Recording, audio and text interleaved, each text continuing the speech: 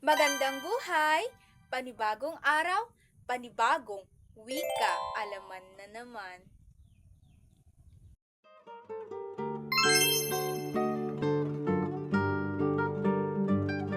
Kabanata 35 ang tiling. Ngunit sa hindi inaasahang pagkakataon, mabilis na pumasok si Isagani na hindi nabatid na siya ay si Isagani. Itinapon sa ilog ang lampara at doon na sumabog. Ang pagtapon ni Isagani sa lampara ay simbolo ng pag-ibig na nangingibabaw sa galit. Bagamat ang lampara ay nagsisilbing mitsa ng himagsikan na tatapos sana sa bulok na sistema, pinili ni Isagani na iligtas ang buhay ni Paulita Gomez.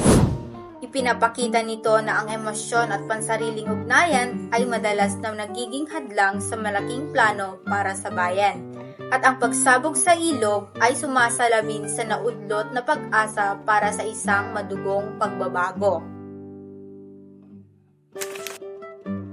Sa pangkalahatan, ang tagpong ito ay ang kasukdulan ng nobela kung saan ipinapakita ni Rizal ang kapangyarihan ng pag-ibig. Bilang isang pwersang kayang bumigo sa kahit na pinakamatalinong plano, ang plano ni Simon. Binibigyang diin nito na ang isang revolusyong udyok lamang ng paghihiganti at walang malinaw na pagkakaisa ay madaling mabibigo ng isang hindi inaasahang kilos ng puso.